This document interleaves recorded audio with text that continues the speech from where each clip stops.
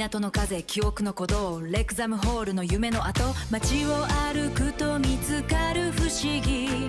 フェリーはないけど今も変わらないフェリー通り、うどんに商店街、ことで何でもあるよ。フェリー通りの後編は観光通りからスタートです。観光通りから北へ河原町を経由し、かつてのフェリー乗り場を目指します。観光通りは中陣町交差点から滑り交差点まで約 1.7 キロの県道です。かつて国道だったため旧国道と呼ばれることもあります。高松市内から東へ、そのまま屋島へ通じることから観光通りという愛称で呼ばれています。 NTT の建物がある観光通り1丁目交差点から北へ向かって歩き始めます。高松南部を結ぶ多くのバス路線がこの交差点を走ります。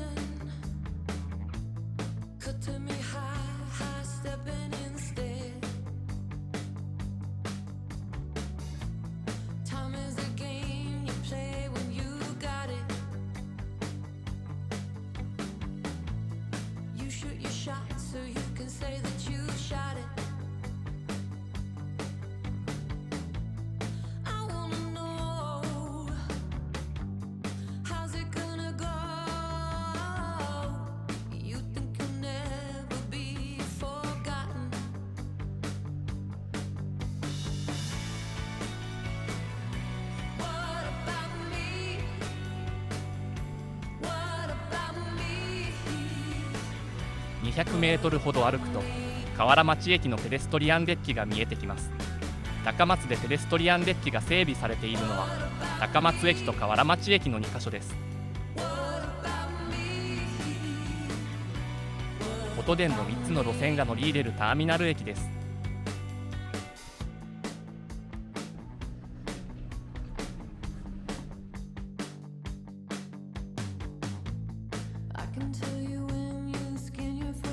ペデストリアンデッキの下にはバスターミナルがあり、高松市内各地へのバス路線が発着しています。1996年に完成した琴電河原町駅ビル、最初はそごう、続いて天満屋が入っていました。2015年から現在までは河原町フラッグとなっています。西口のエスカレーターはすべて動いていますので昇降にとても便利です。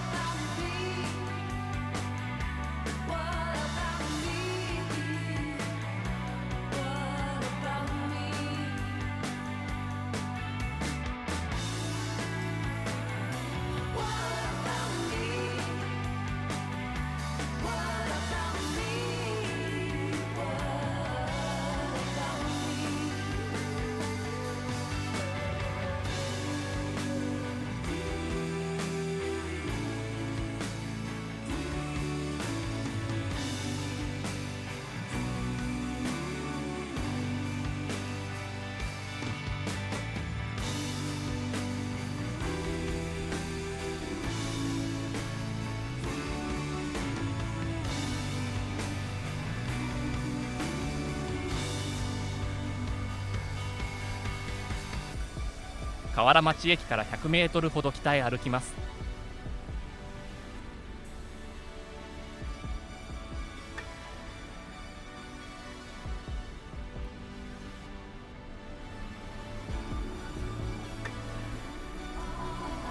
手前の角を曲がると讃岐麺之助、向かいには宇角製麺があります。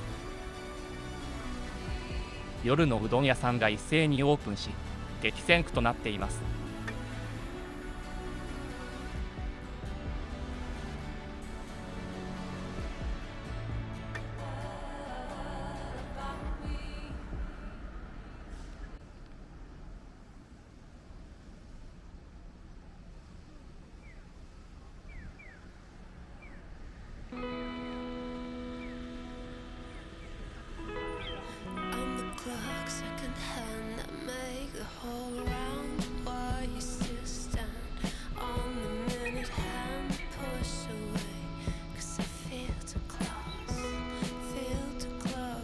こちらは新亭うどん。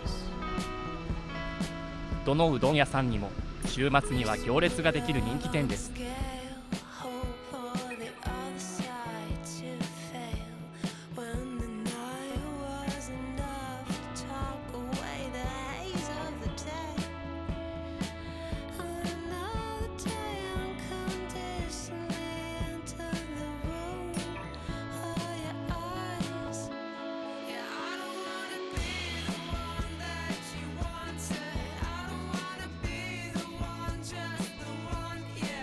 古馬場町の北は御坊町。御坊町は1945年の高松空襲で全域が焼失しました。江戸時代からの建物は失われたものの、戦後に復興した寺院が立ち並んでいます。失われた伽藍の復興に尽力した高松の皆さんの熱意を感じます。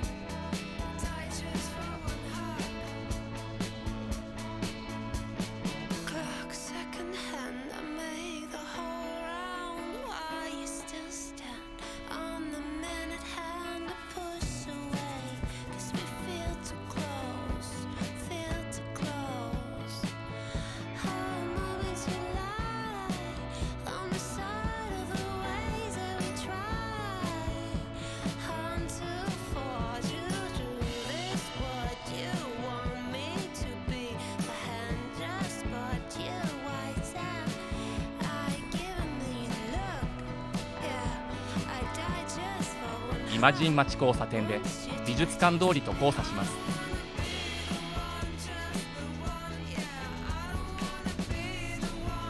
東は琴電の線路塩屋町へと続きます。かつて製塩業が盛んだったことが町名の由来となっています。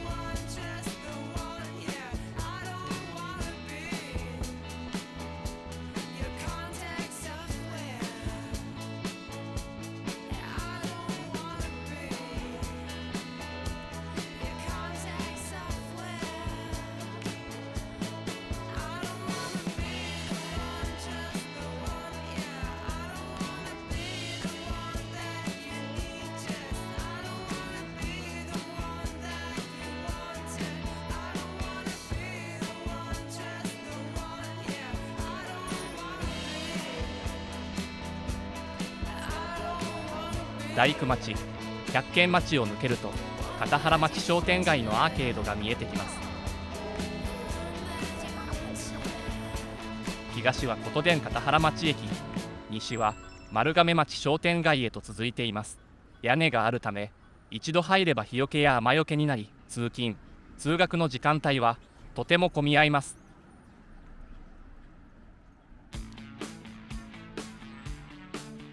通り沿いだけでなく狭い路地にもお店があります。老舗から新しいお店まで歩くたびに発見があるのがフェリー通りの魅力です。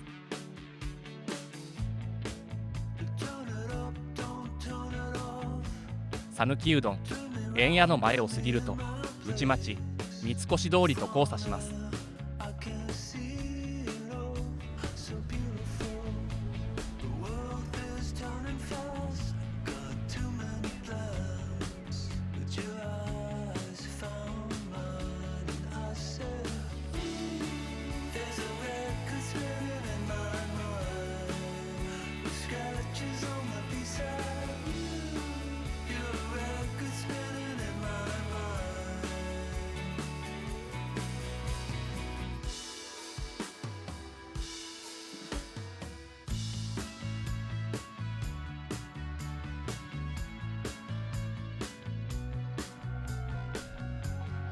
瀬戸大橋通りとフェリー通りが交差する琴電本町踏切にやってきました。瀬戸大橋通りはフェリー通りを斜めに横断する道路のため、初めて通るときは少し緊張します。どうぞ十分に気をつけて通行してください。琴電がやってきました。カーブしながらこちらに迫ってくるような近さです。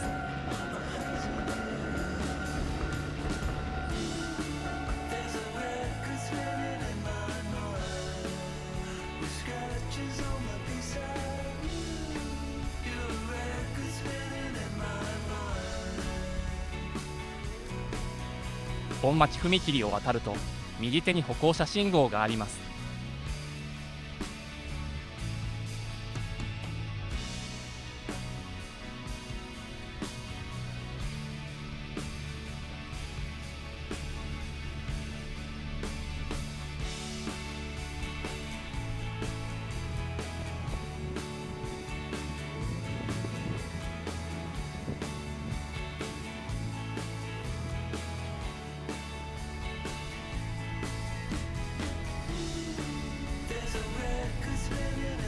北へ進むと、左手は高松城跡の玉藻公園、そして香川県立ミュージアムが見えてきました。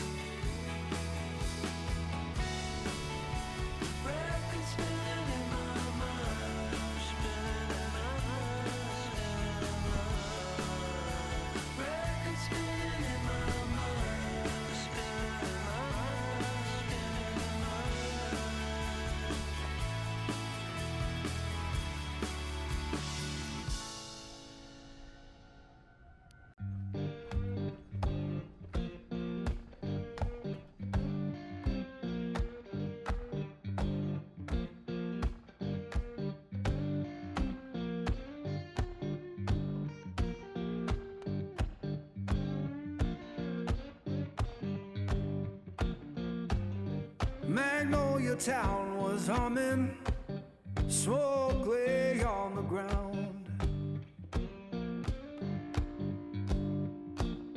Yeah, Magnolia town was humming. レクザムホールの東側には関係者駐車場があります。ホールでライブがあるときはツアートラックがここに止まることもあります。In no face I recognize, and my baby can't be found. I left that place in 東側の歩道は北へ横断できないため、西側から歩道橋へ登ります。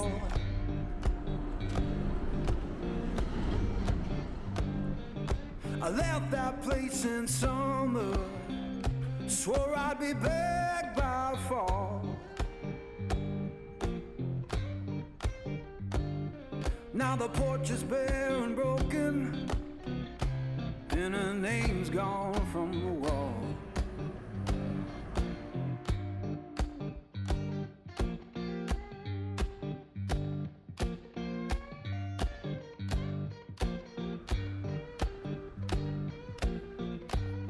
歩道橋を上がると正面に高松港が見えます。かつてにぎわったフェリー往来の面影を探してみます。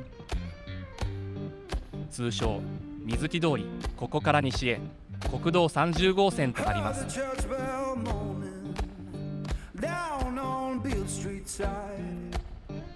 かつて宇高国道フェリーが発着していた港です。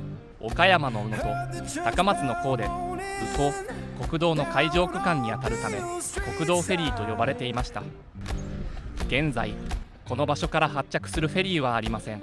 現在は333台収容の駐車場として利用されています。レクザムホールや北浜アリーが近くにあり、アリーナやサンポートのイベント時にも便利です。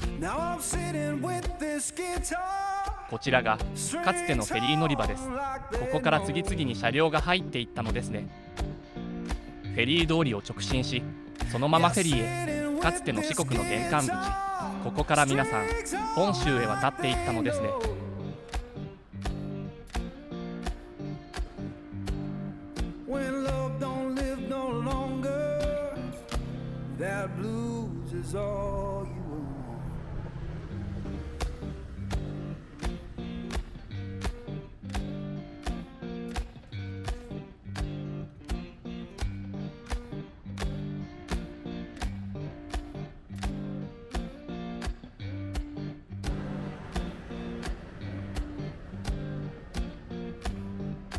現在、港の機能は西へ移っていますが、今も多くのフェリーが発着しています。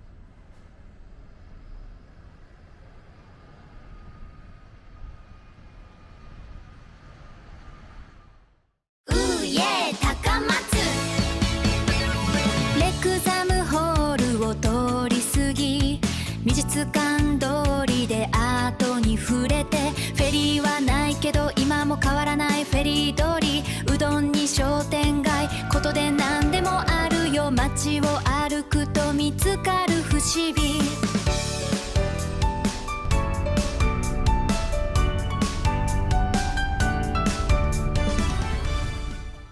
高松港の今と昔を垣間見ることができるフェリー通りの散策、いかがでしたでしょうか。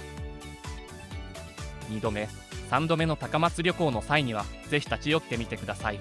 他にも高松の街歩き動画を投稿していきますので、チャンネル登録、高評価をよろしくお願いいたします。それではまた次の動画でお会いしましょう。